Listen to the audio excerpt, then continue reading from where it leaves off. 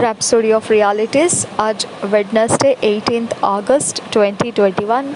Rhapsody of realities आज बुधवार 18 अगस्त 2021। Pastor Chris ओयाखिलोम द्वारा जो वचन आज हमको सीखने के लिए मिला है, जॉन 14 चैप्टर 16-17 वर्स, यूहन्ना रचित सुसमाचार 14 अध्याय का 16-17 वचन। इस वचन के आधार से जो विषय है, जो टॉपिक है, the Holi spirit in you, पवित्र आत्मा आपके अंदर। The Holi spirit in you, पवित्र आत्मा आपके अंदर। हम वचन के आधार से सीखेंगे।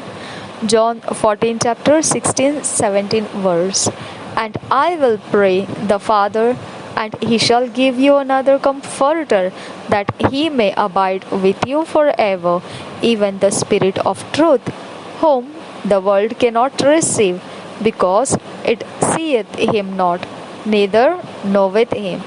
But ye know him, for he dwelleth with you and shall be in you. और एक बार पढ़ेंगे John 14 chapter 16-17 verse. And I will pray the Father, and he shall give you another comforter, that he may abide with you forever, even the Spirit of truth, whom the world cannot receive, because it seeth him not, neither knoweth him. But ye know him, for he dwelleth with you, and shall be in you. हम हिंदी में पढ़ेंगे यूहन्ना रचित सुसमाचार, उसका 16 और 17 वचन।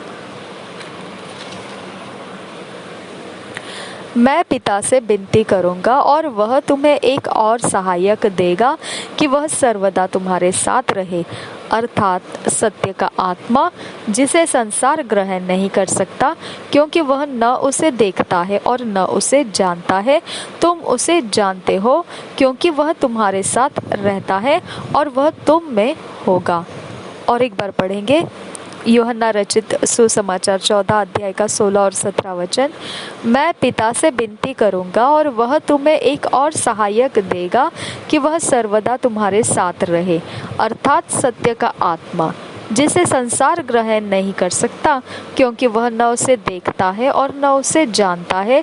तुम उसे जानते हो, क्योंकि वह तुम्हारे साथ रहता है और वह तुम में होगा। As a little boy growing up, I was full of fear. एक छोटे बच्चे की तरह जब मैं था, एक छोटा लड़का जब मैं रह रहा था, तब उस समय बढ़ते हुए उम्र के वक्त में मैं बहुत सारे भय के भरे हुए था।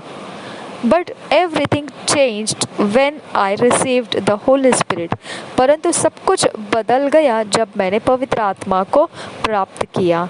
All the fears in me were disabled and deleted. सब कुछ जो भय मुझ में था, वह रोक दिया गया और हटा दिया गया। He began to teach me the word of God, and I became emboldened. वह मुझे वचन सिखाने में लगा, परमेश्वर के वचन वो मुझे सिखाने लगा, और फिर मैं पूरी तरह से धैर्यवान बन गया, धैर्यशाली बन गया।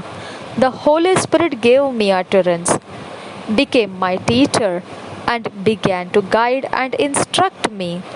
पवित्र आत्मा मुझे बोलने की शब्द देने लगा, फिर वह मेरा शिक्षक, मेरा सिखाने वाला बन गया, और फिर वह मेरे लिए मार्गदर्शन देना शुरू कर दिया और मुझे सूचनाएं भी देता रहा। He began to show me what to do, how to understand the scriptures, how to interpret the scriptures. उसने शुरुआत कर दिया मुझ में कि क्या करना चाहिए, ये उसने बताना शुरू किया।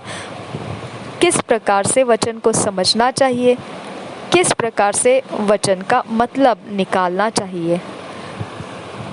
My whole life was transformed. मेरा संपूर्ण जीवन परिवर्तित हो गया था। I knew what I was and where I was headed, and how he altered my life and redirected everything. मैं जानता था मैं क्या हूँ और मैं किस तरफ आगे बढ़ रहा हूँ और उसने मेरे जीवन में क्या बदल के रखा है और सब कुछ उसने सही दिशाओं की तरफ फेर लिया है। The same can happen for anybody. अब यही समानता से किसी के भी जीवन के लिए घटना हो सकता है। The Bible says he is no respecter of persons. Acts 10 chapter 34 verse. पवित्र बाइबल इस प्रकार से बताता है कि प्रेरितों के काम उसके 10 अध्याय के 34 वचन में कि वह मनुष्यों का 34 वचन पढ़ेंगे। तब पतरस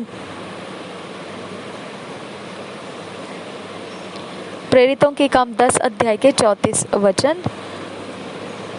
तब पतरस ने कहा, अब मुझे निश्चय हुआ कि परमेश्वर किसी का पक्ष नहीं करता।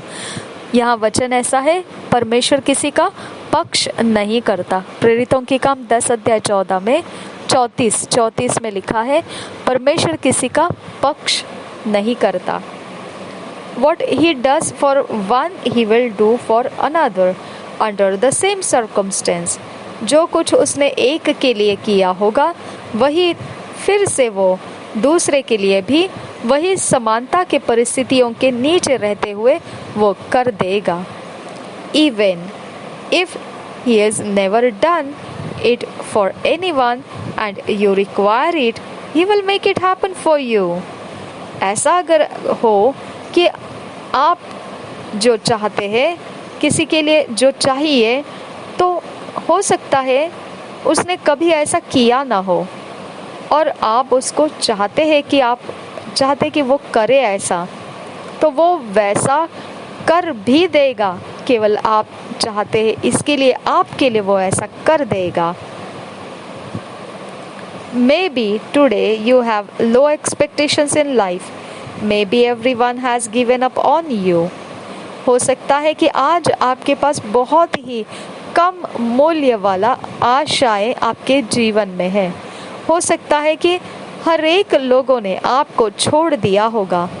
It may be at home or in school or at your workplace or among your peers. You are the struggling one and now you are wondering, how can I ever get better? Is there any hope for me? Yes, there is hope in Christ.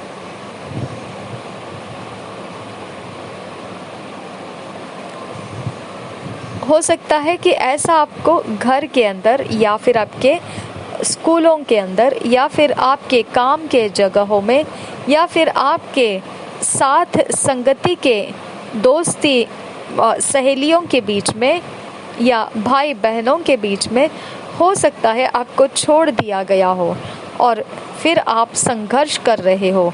आप एक ऐसे हो जो आप संघर्ष में जी रहे हो और फिर अब आप चिंता करते रहते हैं और सोचते रहते हैं कि क्या है या ऐसा कि कभी मैं ठीक हो भी सकता हूँ या नहीं, या कोई आशा मेरे लिए है भी या नहीं। बिल्कुल आपके लिए आशा मसीह के अंदर मौजूद है। No need to struggle. आपको कोई संघर्ष करने की ज़रूरत नहीं है। If you have received the Holy Spirit, recognize His presence in you. अगर आपने पवित्र आत्मा को प्राप्त किया है, उसके उपस्थिति को पहचानिए आपके अंदर। Learn to have fellowship with Him through the word and prayer. आप सीख लीजिए उसके साथ सहभागिता करना, उसके सहभागिता में रहना, उसके सहभागिता में वचन के द्वारा और प्रार्थना के द्वारा उसके साथ रहना।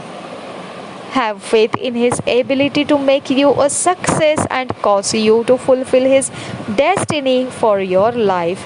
विश्वास रखिए उसके ऊपर, उसकी काबिलियत में आपको वो सफल कर सकता है और आपके लिए वह आपकी मंजिल जो जीवन में रखी है वो आपको पूरी करने के लिए, वो पूरा करने का कारण बना सकता है।